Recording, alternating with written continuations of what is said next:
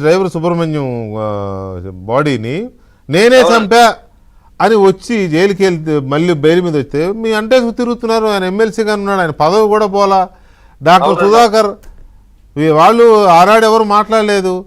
ఇప్పుడు మాత్రం అసలు ఏదో కొంపలు మునిగిపోయినట్టు. రాజేష్ గారు, దీని మీద మీ కంక్లూజన్ ఏంటి ఈ జరుగుతున్న రాజకీయం మీద?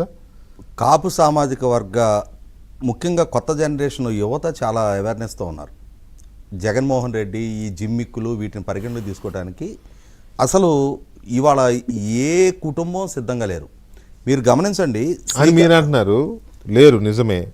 కానీ ఇందాక నేను మీకు ఒక ఫేస్బుక్లో ఒకడు పెట్టిన ఇది చూపించా. అవును, వాడు ఎంత దారుణమైన భాష వాడుతున్నాడో పవన్ కళ్యాణ్ గారి మీద. ఇప్పుడు అంటే మీరు ఇందాక ప్రస్తావించినట్టుగానే శ్రీనివాస్ గారు ఎమ్మెల్యే గారు చెప్పినట్టుగానే 85% కూటమితో ఉన్నారు, ఇంకో 15% ఉన్నారు కదా. ఆ 15%ని ఒక పర్వర్టెడ్గా జగన్మోహన్ రెడ్డి తయారు చేస్తూ ఉన్నాడు.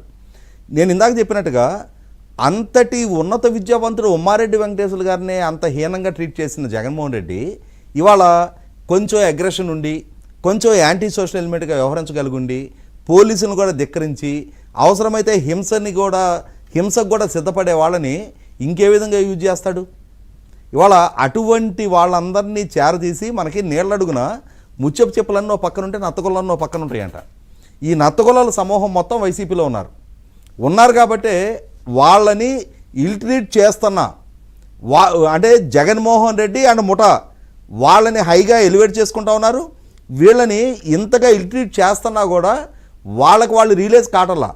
ఇవాళ బాలకోట గారు ప్రస్తావించినట్టుగా బొత్స సత్యనారాయణ గారు ఇవాళ ఉత్తరాంధ్ర ప్రాంతానికే కాదు రాష్ట్రంలో ఉన్న సీనియర్ మోస్ట్ లీడర్స్లో ఒక ఆయన. అటువంటి స్థాయి నాయకుడు ఇవాళ ఈ స్థాయికి తనను తాను కుదించుకొని ఇవాళ నీకు ఏ దేవుడు ఏడ్చాడండి? ఇప్పుడు నువ్వు అపోజిషన్లో ఉన్నావు, నువ్వు ఎమ్మెల్సీగా లీడర్ ఆఫ్ ద అపోజిషన్ హోదాలో ఉన్నావు.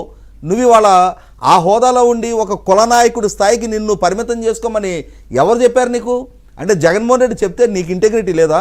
నీ వ్యక్తిత్వాన్ని చంపుకొని నేను కుల నాయకుడిని కావటం ఏంటి అని చెప్పని ఎందుకని నువ్వు స్పష్టంగా చెప్పలేకపోయావు? రాష్ట్రానికి పిసిసి ప్రెసిడెంట్ చేసిన వ్యక్తి అదే అంటున్నా.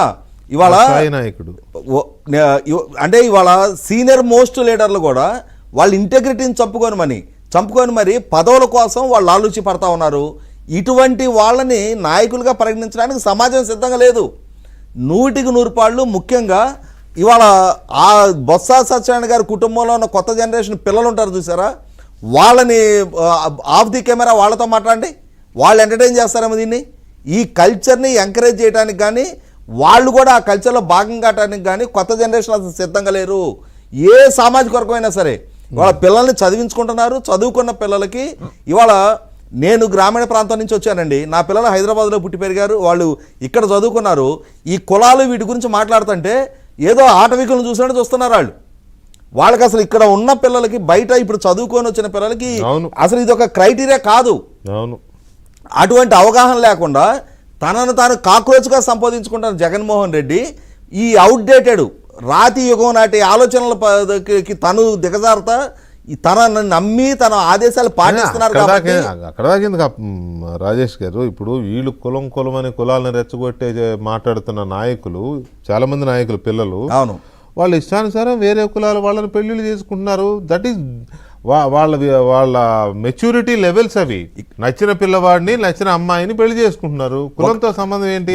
ఈ నాయకుల పిల్లలే పోనీ ఎవరి దాకా ఎందుకు? అట్లా కాదండి. ఒక మాట, జగన్మోహన్ రెడ్డి 30 అడుగుల ఐరన్ ఫెన్సింగ్లో ఉండి ఆయన పిల్లల్ని విదేశాల్లో చదివించుకుంటా ఆయన Z+ కేటగిరీ ఆయన కొనసాగుతూ ఉంటున్నాడు. ఇవాళ వైసీపీలో కీలక స్థానాల్లో ఉన్న ఏ నాయకుడైనా సరే తన పిల్లలని రప్ప నరకటం కోసం కత్తిచ్చి రోడ్డు మీదకి పంపివ్వనండి. ఎవరిని పంపిస్తున్నారు? వీళ్ళ ఆదేశాలు పాటించి వీళ్ళ పట్ల మూర్ఖపు అభిమానం కలిగి ఉంటున్న బీసీలు ఎస్సీల పిల్లలు వీళ్ళందరూ కూడా వాళ్ళని రెచ్చగొడతా ఉన్నారు. ఇవి ఆ కుటుంబాలు రిలీజ్ అవుతాయి. ఖచ్చితంగా ఏ ఆటవిక సంస్కృతి వైపు తమ పిల్లల్ని ప్రేరేపిస్తున్నాడు? ఎందుకు ప్రేరేపిస్తున్నాడు?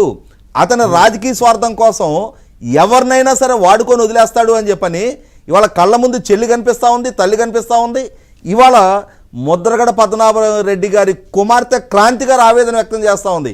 ఇంతకంటే లైవ్ ఎగ్జాంపుల్స్ ఏం కావాలి? సో ఇవన్నీ ప్రజలు ఒకటికి రెండు సార్లు గమనించాలి, చాలా కీన్గా అబ్జర్వ్ చేయాల్సిన అవసరం ఉంది. చాలా దారుణమైన కుట్ర జరుగుతోంది ప్రజల మధ్య చిచ్చు రేపాలని, ప్రజల్ని రెచ్చగొట్టాలని. కాబట్టి ఆ ట్రాప్లో పడకుండా మీ డెసిషన్స్ మీరు తీసుకోండి.